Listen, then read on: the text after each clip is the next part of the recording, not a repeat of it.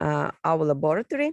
And so, Maria, the floor is yours. Please give some words to us to open this chapter of our school.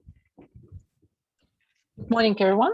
It's my particular pleasure and honor to welcome you all at our Russian Summer School for Institutional Analysis for the main part.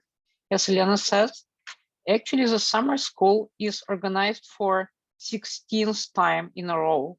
So our first time was, which means 15 years ago, and brought people from all over the country. That was just Russia.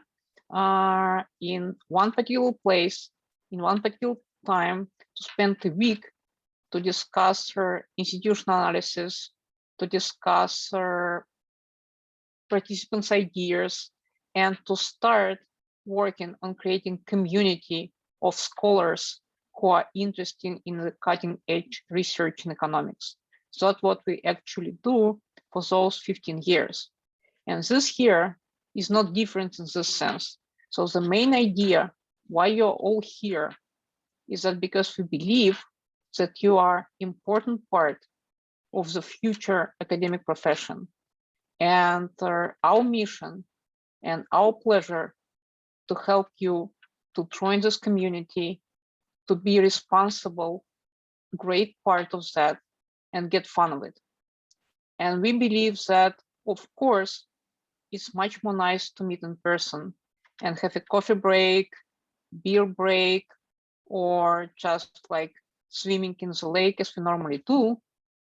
But of course, it's important. But what is more important is to get new friends, to get new peers, and to be able to enjoy discussing what we do. And just a couple of organizational issues. First, since we are institutional economics, we're crazy about rules and about enforcement. We don't have much enforcement this time because normally what we do, we come to the restaurant at the summer school and say, the breakfast is over, the lunch is over, please go back to room. This time we can't do that, but we kindly ask you to be responsible members of the community. Please come in time and please concentrate on lectures and discussion. We brought you here the best people possible in the profession. Some of them, for example, of our professor Nick Zubanov, already have great names in the community and great papers, but still a lot of things to be done ahead of that. And many people which you meet here are people who are the future of academic profession. Please get a maximum from squeezing them as lemons or grapefruits or whatever you want to make a juice, which is a concentrated juice of ideas which we might explore. So please concentrate on what you hear.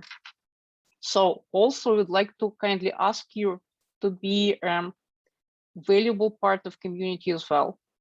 What does it mean?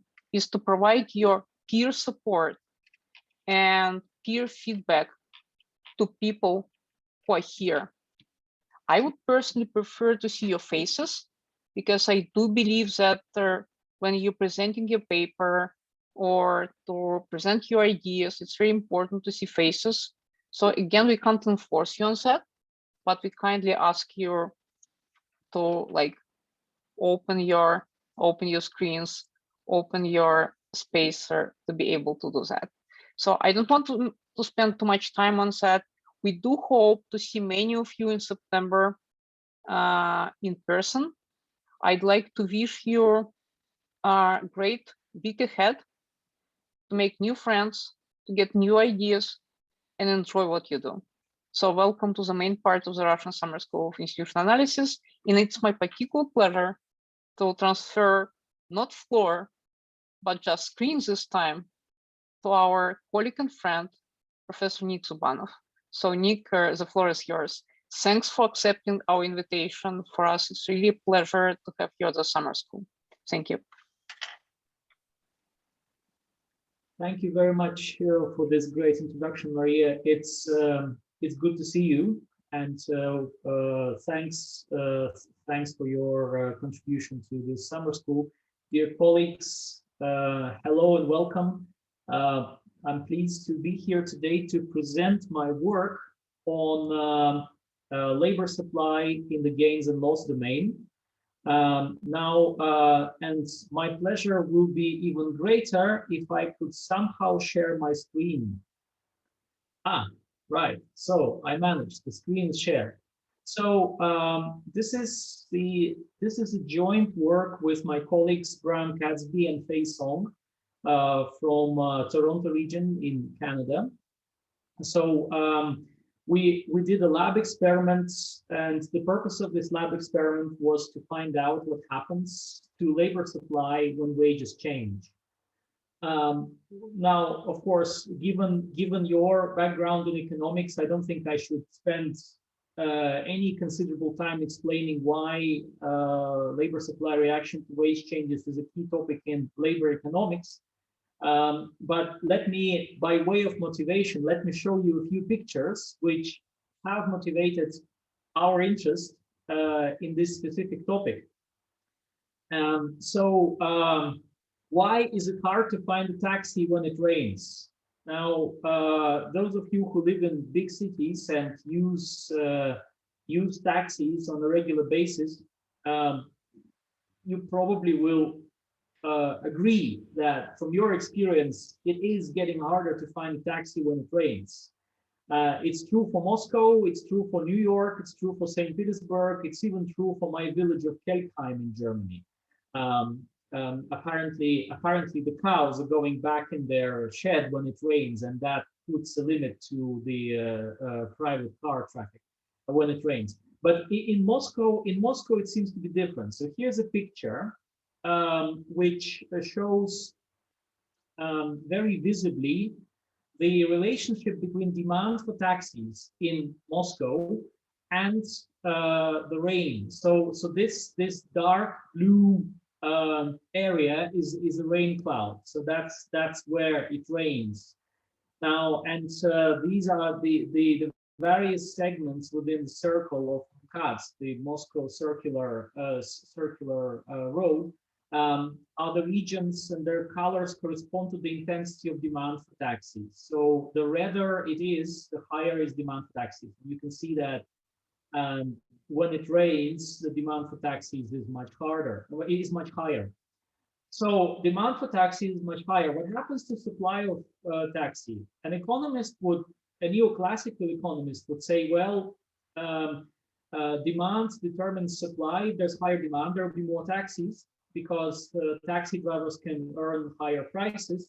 Well, higher prices, taxi drivers certainly do earn when it rains. Again, you can see from your experience, I suppose, when the weather is worse, then the rates on your Uber and Yandex taxi or whatever you're using they tend to be higher. But what happens to actually the supply of taxis? I couldn't find information in Russia, from Russia, but here is some info to this effect from New York. So this is a clipping from a website called intelligencer.com. And so it refers to a very famous article by Henry Farber, a very famous labor economist who spent a lot of time traveling in New York taxis. Princeton is not too far from New York. And he spent even more time doing work trying to understand labor supply of taxi drivers in New York, looking at various explanations of it. One of the salient facts that transpires from his research and also the early research by his colleagues is that actually when you look at the taxi market, you see that when it rains, the demand increases all right, but the supply of taxis when it rains falls, and that is counterintuitive, no? So, and to a neoclassical economist, when the demand is higher, the supply of labor should be higher because the demand drives wages. Higher wages should increase labor supply, at least in the short run. But in this specific case, and I would argue in some other cases as well, the increase in demand actually leads to an unexpected decrease in labor supply. So now let us briefly recap on the economics of wages and labor supply, the relationship between wage level and labor supply. I'm not sure if it's worth spending a lot of time on it. Please give me an indication. And by the way, I'm happy to take questions on the go. So when you have a question, please raise your hand. So here's the basic 101 economics of wages and labor supply. When the wage increases, two things happen. And unhelpfully, these two effects go in the opposite ways. When the wage increases, people tend to increase their labor supply. Why? Because the opportunity costs of leisure go up. Now, what is wage? Wage is the opportunity cost of leisure. Wage goes up, leisure becomes more expensive in terms of the money that you're losing out on when taking your vacation, so people's labor supply should increase. That's the so-called substitution effect. Now, counter to it is the so-called income effect, which says that, well, when wages increase, people become richer, and richer people tend to consume more nice things. And leisure, of course, is a nice thing, right? So you would rather spend time reading a book than work. And if you're rich enough, you can afford to do that. If not, otherwise you have to work. So now focusing on the short-term reversible changes in the wage. So we're talking about wage going up and down on, let's say, daily basis, like in the case of taxi drivers or freelancers or whatnot. The income effect is very weak. So let's assume it away. It's very weak. Income effect works when we're talking about long-term permanent changes in wages. For example, winning a lottery or getting promoted, right? So income effect comes in there. But when we talk about reversible changes in wage going up and down, then it's mainly substitution effect. And once again, substitution effect says if the earnings increase, labor supply should also increase. And there is quite a lot of literature, from a variety of settings, which shows that labor supply increases in response to reversible transitory changes in wages, increases in wages, let's say, right? So there's a lot of literature which says that. But what happens to the supply of taxis? Why does it decrease when it rains? I see that there are some chat notices and questions. Sergey, please.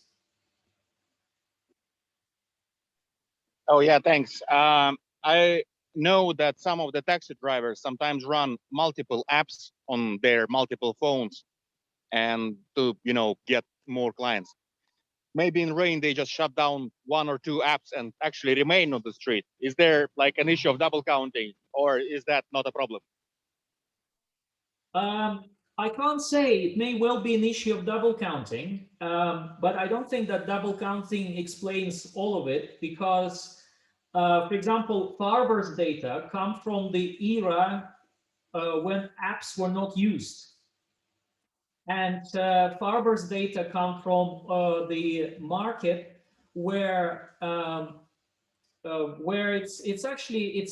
technology at the time was pretty rudimentary. So it's not.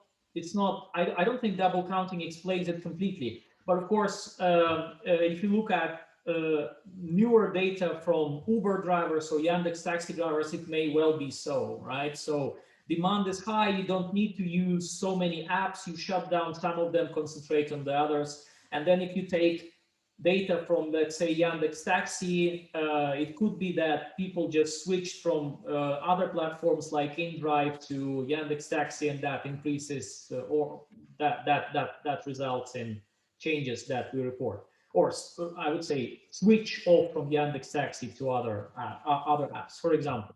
But I don't think it explains the entire effect. Lena also wrote in the chat, in case of taxis in Russia, I guess drivers lose more when they stay still in traffic jam in comparison with increasing taxi ride. This is very much the case, very much the case. Henry Farber, whom I mentioned earlier, he's very skeptical about this, about much of what I'm going to talk about in this presentation. So it's a kind of intellectual. We're having an impersonal and intellectual conversation with the great Henry Farber, and he said his argument is very much on these lines as Lena's, that the fact is that, well, we do see an increase in demand, okay, we do see a decrease in supply, so far so counterintuitive, but what we don't see is increase in hourly wages of taxi drivers. Why? Because of the traffic jams. People lose a lot of time in the traffic jams, and so the rate at which they're paid for their traffic jam time is lower than the rate which they're paid for actually moving people around. So that's part of the story. But you know, this taxi drivers market is just one very easy example. But the phenomenon I'm going to talk about is much more general than applying to taxi drivers only. So right. So this is economics on the effects of wages on labor supply, and it is not complete. It is not a complete depiction of the dynamics in labor supply in response to wage changes as we observe in reality. So come a more recent addition to the toolkit of labor economics, which whose intellectual origin is in the very famous prospect theory by Daniel Kahneman and Amos Tversky. So if you haven't read Daniel Kahneman's Thinking Fast and Slow book, please do read it. It's a great read.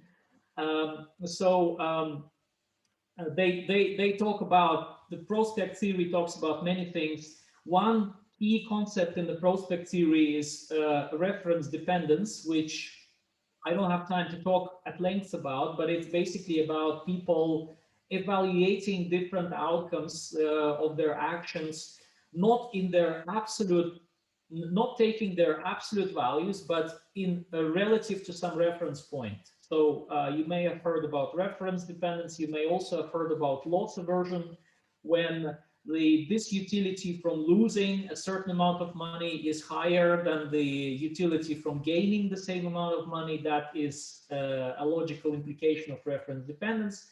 So let us try to integrate reference dependence in the labor supply model to see what happens. Now, and what happens is referred to in the literature as income targeting.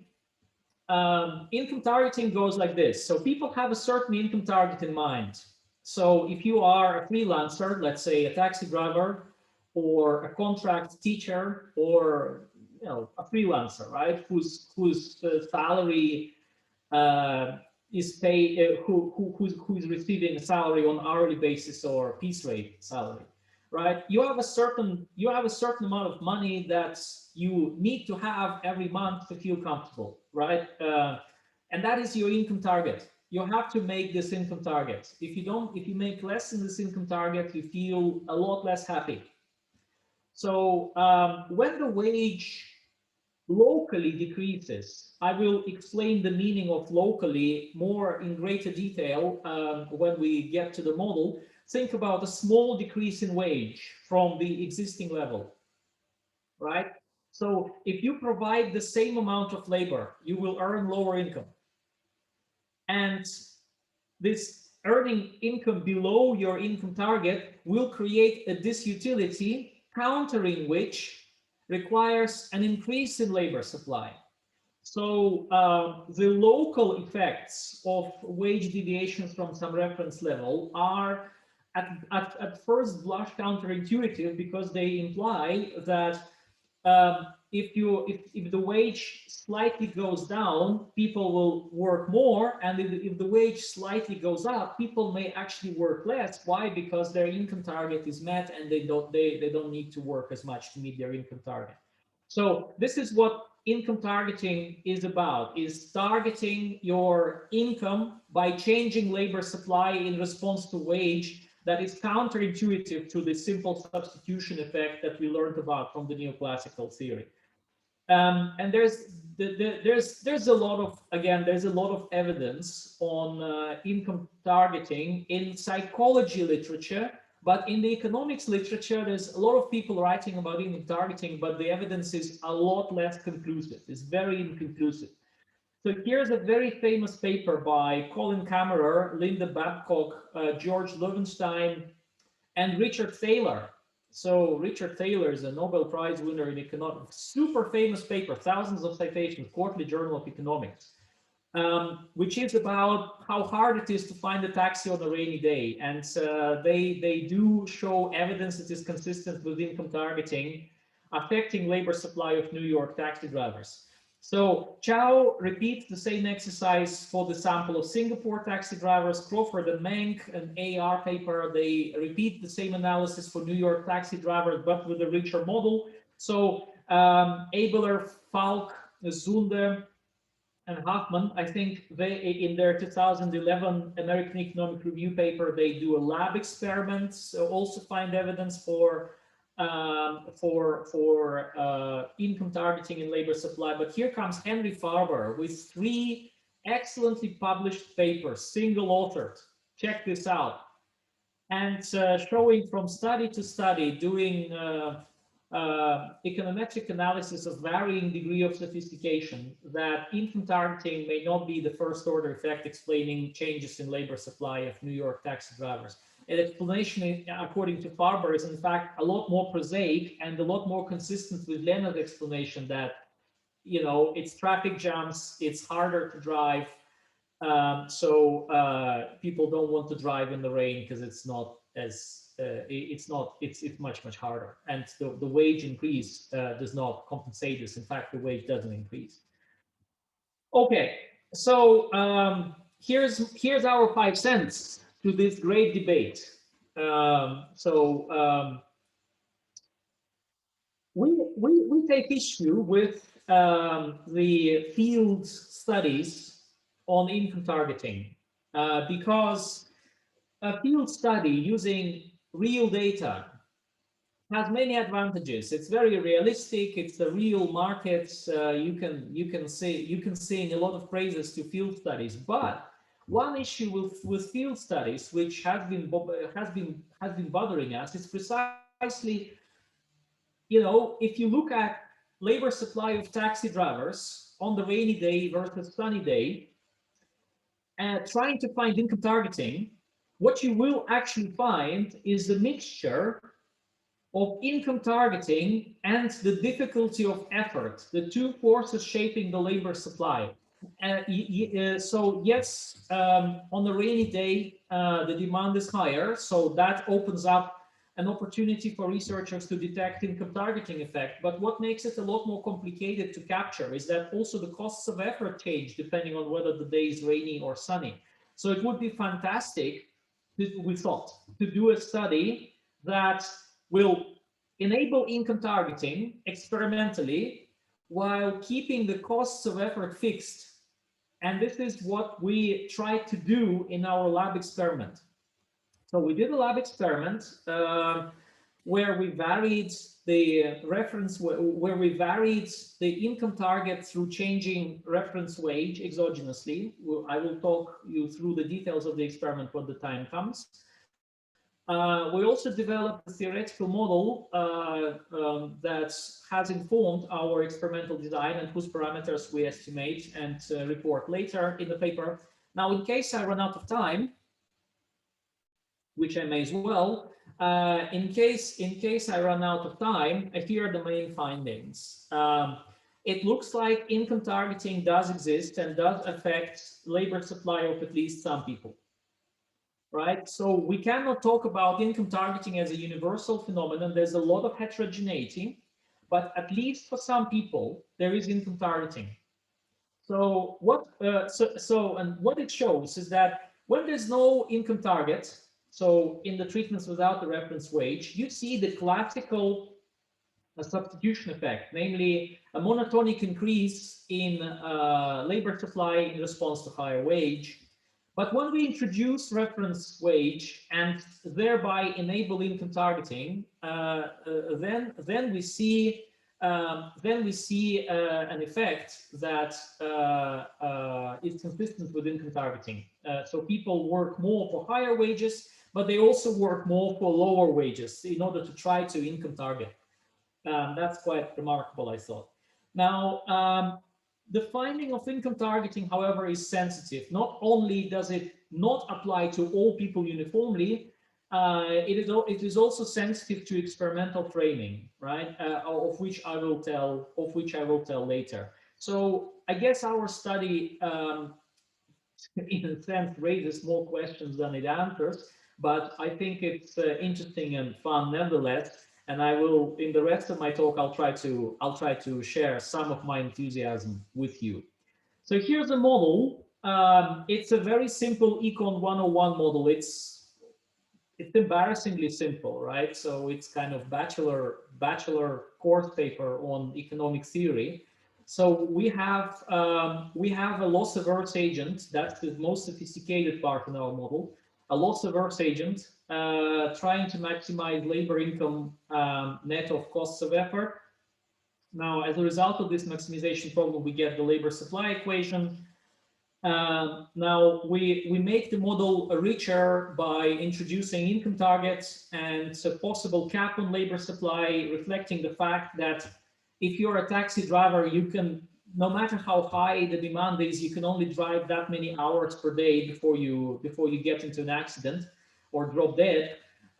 So these are the additions to the neoclassical labor supply model that we brought in. And well, the maths of the model is available in a working paper version of this talk, which, if you're interested, I can share with you.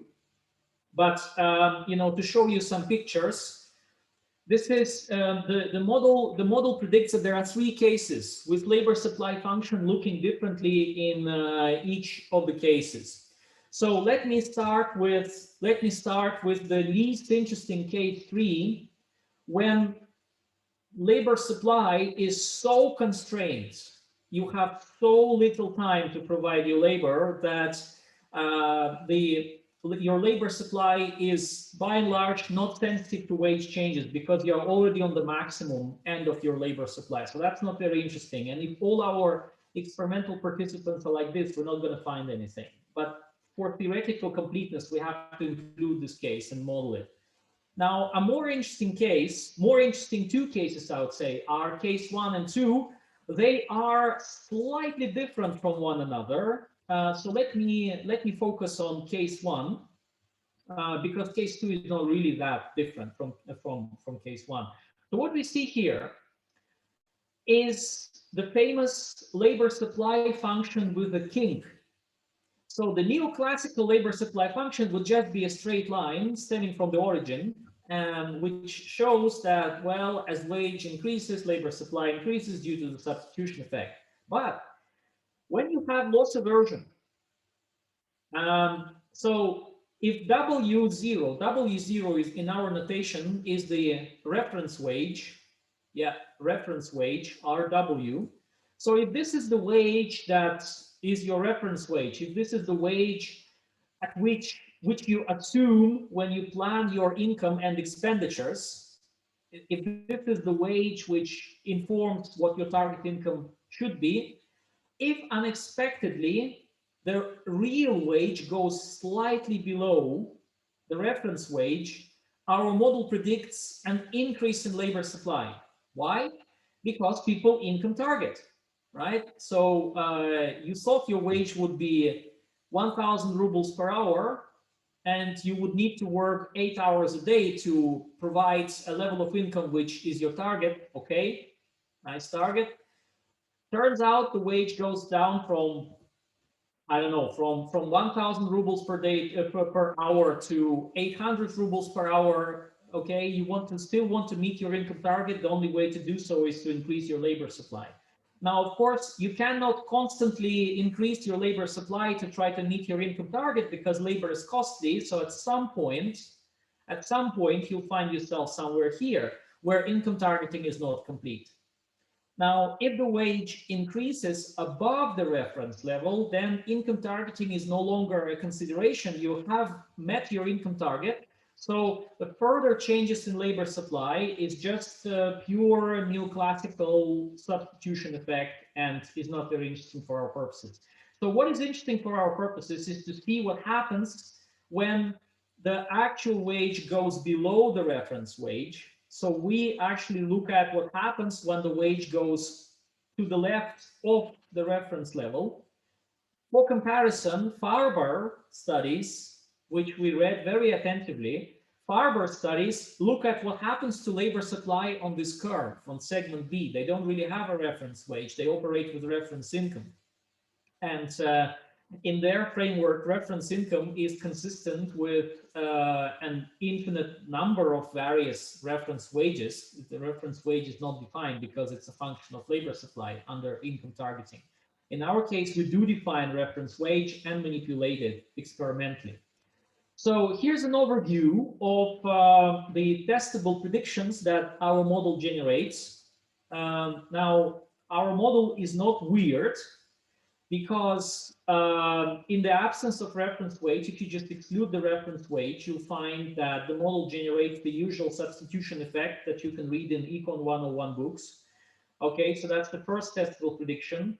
The second testable prediction is that when you do introduce reference wage, average labor supply will increase to the right of the reference wage, which we call gain domain, but it will do so at the same rate as without the reference wage. Now, the really interesting prediction is prediction number 3, which says that there will be some people who will increase their labor supply when the wage goes below the reference level. We don't say everybody will increase their labor supply. We say that there will be at least some non-zero share of workers who will increase their labor supply when the wage goes below the reference level.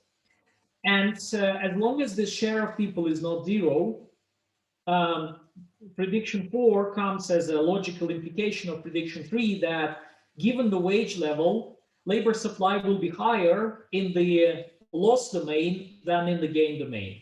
So let's say your reference wage is 1,000 rubles per hour. It turns out that the actual wage at which you can work today is 800 rubles per hour. So you are below the reference wage. Our theory says that you will work harder than a friend of yours whose reference wage is, let's say, 600 rubles per hour, right? So the neoclassical model does not make this prediction, whereas the behavioral economic theory based on loss aversion and reference dependence does make this prediction. So far, so good. Any questions? Please let me know if you have any questions. Now, here's our experiment.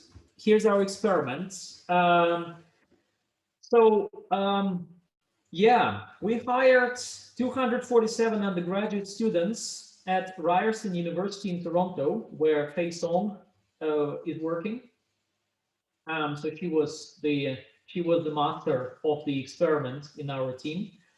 Unhelpfully, the experiment took place right before the COVID shutdown. So we were planning to run more sessions and get more participants, but we couldn't because the university got shut down. But we managed nevertheless to have 247 students, which is less than we thought, less than we wanted, given our power calculations, but the maximum amount that we could we could process.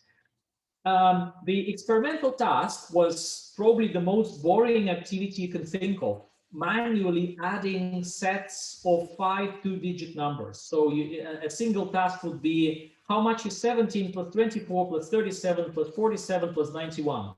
So 5 two-digit numbers, you add them, and for each task, you get a wage.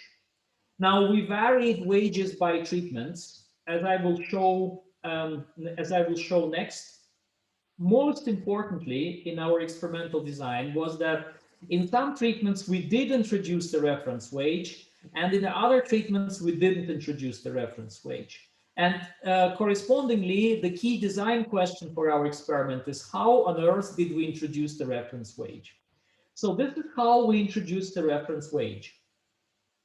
In some treatments, we had a warm-up stage. In some treatment, we allowed participants the opportunity to practice this task, and we offered them a certain wage rate for each of the tasks that they successfully completed. Now, in other treatments, like for example, treatment 1 or treatment 4, in other treatments, we offered the participants an opportunity to practice this task, but we didn't offer any wage at this warm-up round. So in treatments 2, 3, 5, 6, 7, we have induced the reference wage and the target income, whereas in the treatments 1 and 4, we didn't induce any reference wage or target income. So let us see. We also varied the available wages by treatment. So in treatment 1, people had a choice to work under low wage or minimum wage. In treatment 4, 5, 6, they had a choice to work under medium or high wage. Now, what is low, medium, and high? Low is 50 cents per task. Medium is $1 Canadian per task. High is $2 Canadian per task. And in each treatment, we elicited people's labor supply under each of the wage levels available to them in that treatment. So the next question is, well, how did we elicit the labor supply under different wage levels available in each treatment? Now, there are two possibilities to do so. One is to get people to work under one wage level and then at the other wage level. And another possibility is to randomly allocate some people to work under one wage level and the rest to work under the other wage level within the treatment. That's another possibility. We actually wanted to implement this possibility, but as I already said, we fell quite short of the number of students that would produce results with a high enough level of statistical power. So we did a trick called strategy method. Now, strategy method was invented in late 60s by a German economist, Harry Zelten, a Nobel Prize winner. So what Zelten says, it's a really clever trick. The strategy method works like this. People are given a questionnaire where they are asked to indicate how much labor they would supply at each different wage level. So how much would you work if the wage were this much? How much then would you work if the wage were this much? Now, of course, to prevent this questionnaire from containing just noise and cheap talk, we incentivized it by flipping a coin and actually getting people to work at the wage that they happens to receive. So a tail would mean medium wage, a head would mean a low wage, for example. And if Sergey, for example, is unlucky enough to get head tossed in front of him, then he would have to work at the low wage and he would have to deliver the amount of labor supply to solve the amount of tasks as he indicated in that questionnaire. So that's how we made it incentive compatible. Right, so this is our experimental design, and these are the findings. These are the average effects. As I said, the effects are even theoretically heterogeneous, right? So this is just the first very imperfect look at the results, but it's a very, very encouraging result, what we see in this table. Look here. Let's look at treatment 1. In treatment 1, there is no reference wage. What happens to the average labor supply when the wage changes from low to medium? It goes up. Wow, that is the substitution effect. That is a textbook substitution effect. Now, let's look at treatment 2. In treatment 2, we do have a reference wage, low, but this reference wage is less than the medium wage versus low wage offered by people in the subsequent work session. So in this treatment, everybody is in the gain domain. Our model predicts that when you have a reference wage and you are in the gain domain, so your actual wage is above the reference level, your labor supply will increase as if it didn't exist. So you would see the same substitution effect as in the absence of reference wage. And look, we've got very similar increase in labor supply when wage goes from low to medium when the reference wage is low. So that is perfectly consistent with our model and economic theory. Less consistent with our model is that, well, when you look at treatment 4, for example, in treatment 4, there was no reference wage. As the wage moved from medium to high, people's labor supply has increased. But if you look at treatment 5 with the reference wage, then people's labor supply has increased in response to the same change in wages by a lot higher amount than in treatment 4. So if you test the significance of the difference in these coefficients, you'll see that they are significantly different. And that is contradicting to our theoretical model, but I would say it's a sort of second order effect which depends on the curvature of the labor supply function. But the first order effect that labor supply increases in the gain domain is still validated here. So far, so I would say boring. Now, to spice up my presentation, look here. Treatment 3. In treatment 3, the menu of wages is the same as in treatments 1 and 2. So you can work under low wage or under medium wage, right? But in treatment 3, the difference is that in treatment 3, we have the reference wage at the medium level. So this is a situation in which your reference wage is, let's say, 1,000 rubles per hour, but there is a chance that you will have to work under 800 rubles per hour because, right? So what would happen then with your labor supply? Your labor supply would increase at the low wage relative to the minimum. So so if you take the average labor supply of the people in this treatment at the low wage and compare it with the average labor supply of people at the medium wage, you'll see that people work harder on the low wage, which is a striking contradiction with people's labor supply in the treatments with the same menu of wages, but different reference wages. This, if that is not a convincing proof to reference dependence, what is? Now, so let's move to the next group of treatments, the treatments 4, 5, and 6. The same story here.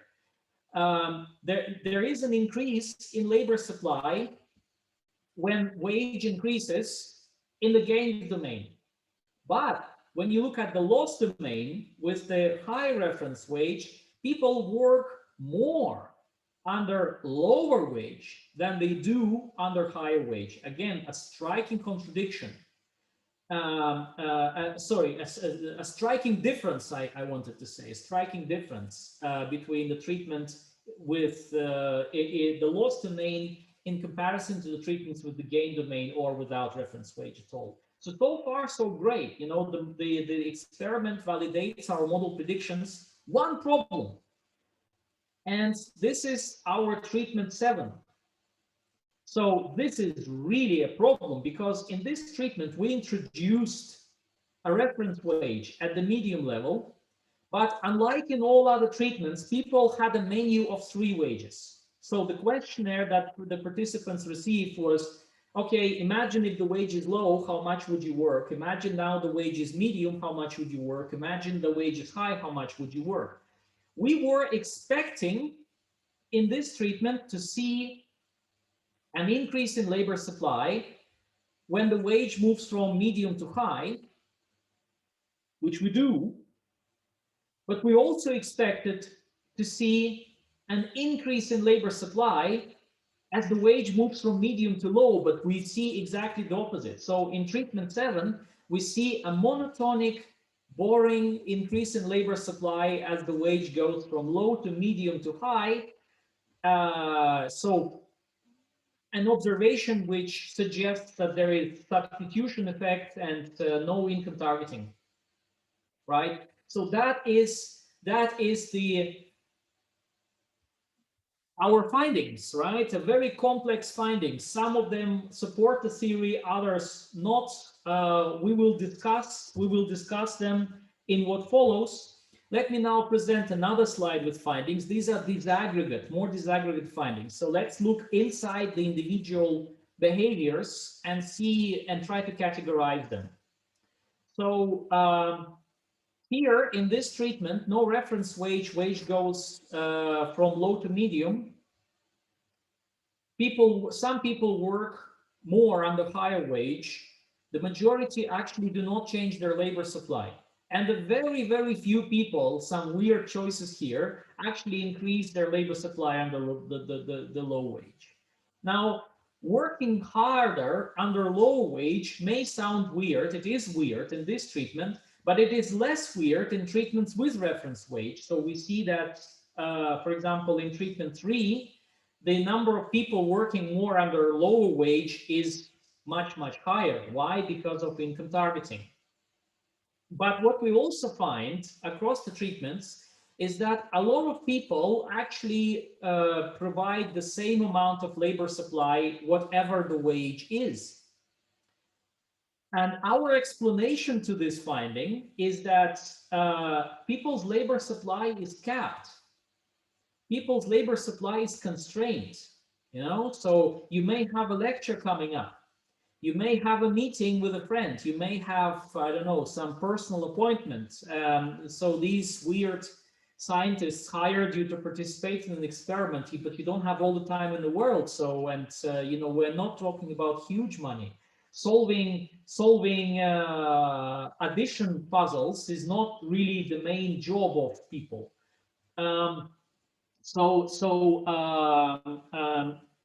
We do see evidence that labor supply is capped. Now, why is it important to account for the cap in labor supply? Well, it is important to account for the cap in labor supply theoretically because the labor supply without the cap looks quite differently from the labor supply with the cap, right? So if you want to treat experimental data assuming that labor supply is uncapped, then you're going to have biased estimates of the experimental effects. And consistent with these descriptive statistics, we find when we take our model to data and estimate its structural parameters, we actually find that there is a cap on labor supply. So labor supply is not unlimited, and that is consistent with the feature of our model, namely that there is a cap on labor supply. So that is our findings. Let us take summary of our findings and conclude the talk. So these are the predictions of our model, and the first prediction is confirmed. The second prediction is kind of confirmed. The first order effect is there. The second order effect is not there. The third prediction is confirmed. It says there will be workers whose labor supply will strictly increase as the wage falls in the loss domain. And yes, there are people whose labor supply increases as the wage falls in labor in the loss domain. You know, in the treatments with the loss domain, we see a lot of people who work more under lower wage. So prediction 3 is confirmed. Now, at a given wage level, labor supply is weakly higher in the loss domain, and it is also confirmed. Take for instance the treatments with the low wage in the loss domain. This is treatment 3. And compare labor supply in this treatment with labor supply at the same wage, but in the gains domain. You see a difference. It's not statistically significant, but it is in the right direction. Now, the difference is more strong when you look at the labor supply at the medium wage and compare labor supply at the medium wage in treatment 6, when the medium wage is in the loss domain, look, people work way more than in treatments 4 and 5, where the wage is the same level of wage is not in the loss domain. Now, of course, treatment 7 sticks out here that, again, people are not working all that hard on the medium wage, even though, well, but then the medium wage is neither in the loss nor in the gain domain. So most of the predictions of our theory are confirmed. There is an exception. It's sticking out. This treatment M-LMH. We wish we hadn't run it, but we did run it. And so let us try to sort of make sense of it. Two possible explanations, both very behavioral, very psychology driven. The first one is preference for consistency. People tend to respond to situations in a manner consistent with prior attitudes, behaviors, and commitments, particularly when consistency is salient to them, right? Higher labor supply at the lower wage does not seem to be a very consistent response. We speculate, we cannot test it experimentally, but we speculate that this is the case. Another possible explanation is has to do with the notion of salience. Salience is very important. What is salience? Salience is about making a certain feature of the situation more or less standing out to people. So labor supply, the situations where we have to decide on labor supply are very complex, and our decisions are driven by a myriad of factors. You know, it's costs of effort, it's random shocks, for example, health, or motivation, or attitude, weather, you know. So we try to amplify loss aversion. We try to amplify reference dependence by, you know, framing our participants to take this reference wage into account by offering the reference wage in the warm-up stage. But now in treatment 7, where we have a menu, a larger menu of wages, the loss is less salient because there are more alternatives, right? In all other treatments, 50%, in 50% of cases, you will have loss. Very salient, 50% chance of being in a loss domain. In treatment 7, the chance of being in a loss domain is 30%, which is significantly less. And therefore, the loss aversion considerations, we would argue, are less salient in this treatment, which may explain the different findings in this treatment. Of course, we cannot test these explanations further. We can only hand wave around them. But what we can say is that labor supply decisions appear to be quite sensitive to behavioral framings. And there are many behavioral framings. Not all of them are in terms of loss aversion and reference dependence. So let us wrap up. We had a clean experimental study, very simple, and yet quite informative, I would argue, because we had a very basic task with costs of effort completely fixed. So unlike studies on taxi drivers, which didn't control the different costs of effort depending on the weather, in our case, costs of effort were the same across treatments for a given individual. And we exogenously manipulated the reference wage, thus obviating various sorting bias concerns that are typically present in field studies. We find that at least some people are loss averse. Now, ask yourselves, are you loss averse or not? And some people may not be, others are, right? So at least some people are loss averse, and for a subset of these people, their loss aversion actually affects their labor supply decisions. Yes, they do work more under low wage, which was quite surprising to us. The results are sensitive to behavioral framings. The results are very heterogeneous. More work needs to be done. But we have found that at least some people are loss averse, and their labor supply decisions are consistent with our model. So, can our results explain why it's hard to find a taxi in the rain? So next time it rains in St. Petersburg or in Moscow or wherever you are, you walk outside, you need to catch a taxi. There's no taxi, even at the ridiculously high price that your Yandex taxi is offering to you. I would not recommend that you rush to the conclusion that, oh, it's because taxi drivers are loss averse. Right? Or we cannot really explain aggregate phenomena with our experimental findings because of external validity, because of heterogeneous results, and crucially, the income targeting mechanism depends crucially on what happens to the wage. As Lena said in the beginning of the talk, right? So maybe the higher fee for your taxi drive does not quite offset the loss of time that taxi drivers experience as being stuck in traffic jam, right? So if nothing happens to hourly earnings when it rains as compared to when it shines, there's no income targeting. You have to look for explanations elsewhere. It turns out that in Farber's study, this was the case. The hourly wage of the taxi driver did not actually change depending on the weather.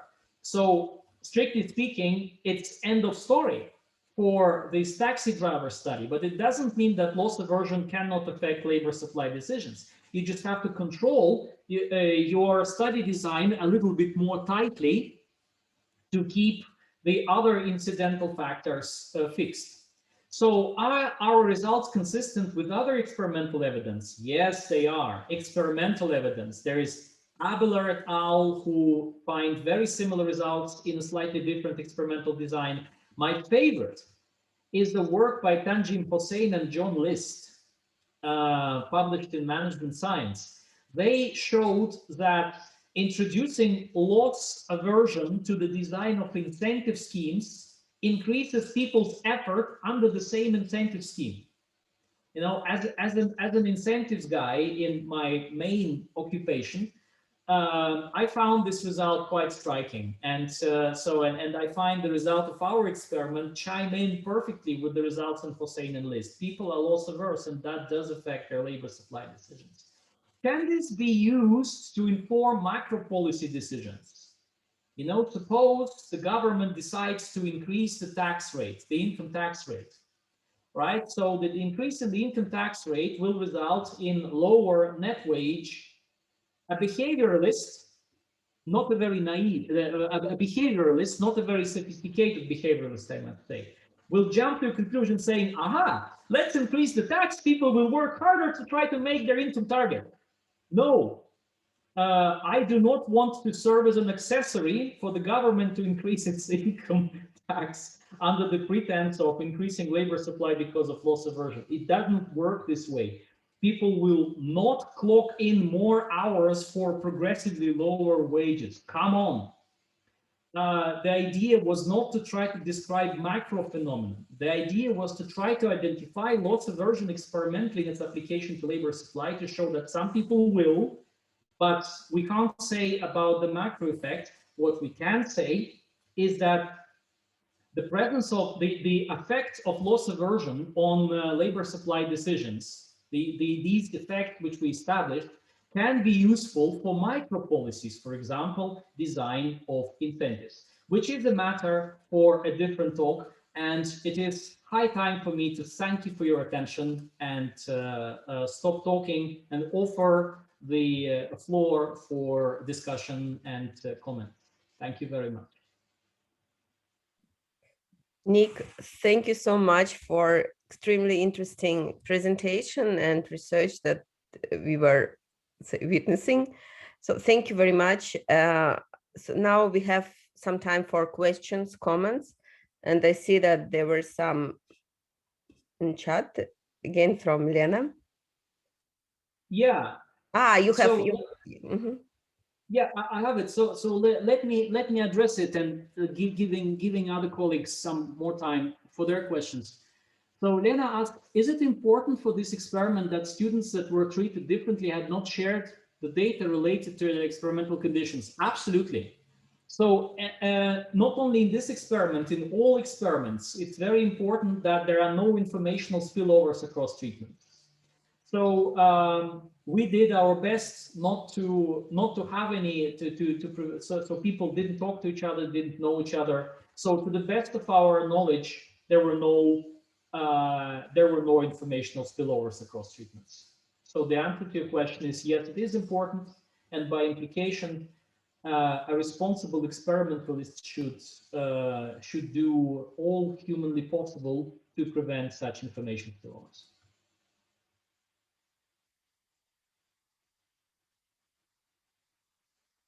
Okay, thank you. Any other questions, comments?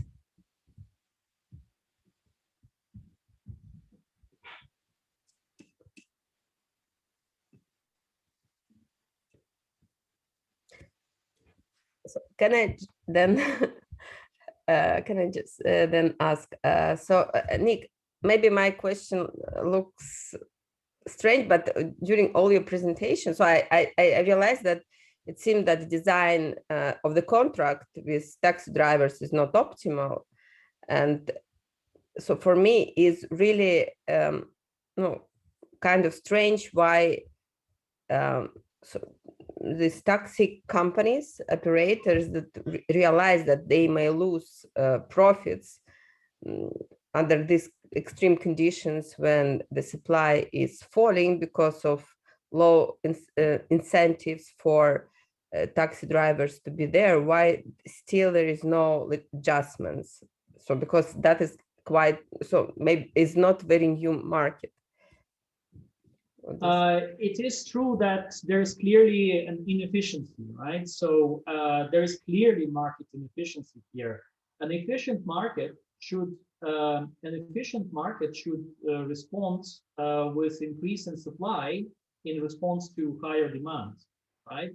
So this was actually the motivation for the economic theory motivation, if you like, for this research. You know, this income targeting story implies huge inefficiency, because in response to higher demand, income targeting people will reduce their supply because they don't have to, they have their income target.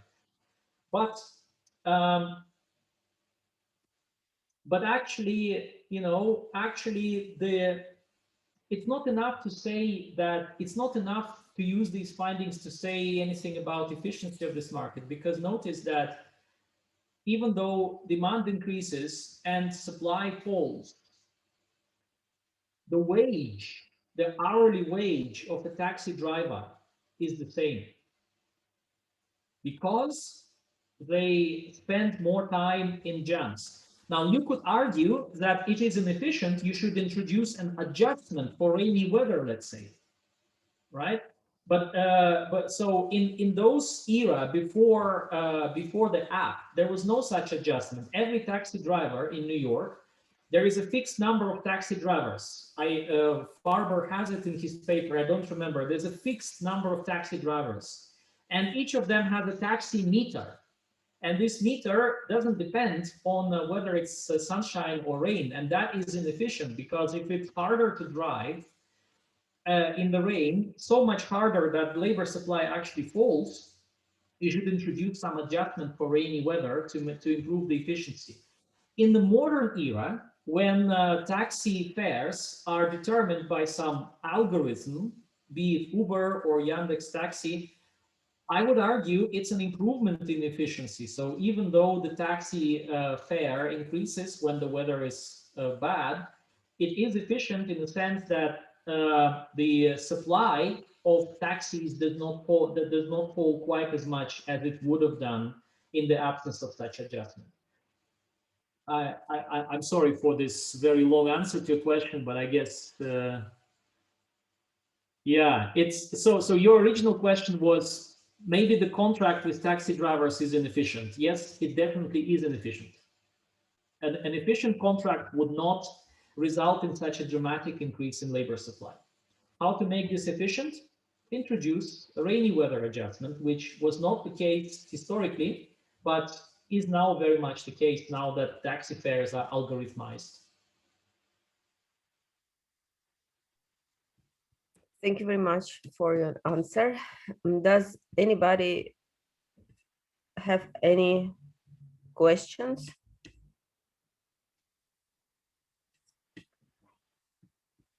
So it seems that there is no questions anymore, then Nick, thank you so much. That was very nice start of our school. And today, after a short break, we are going to have first presentation of one of our participants, Konstantin Grasmik. According to our original plan, we start at 12:30. So in 20 minutes, we are supposed to start this presentation and then discuss it.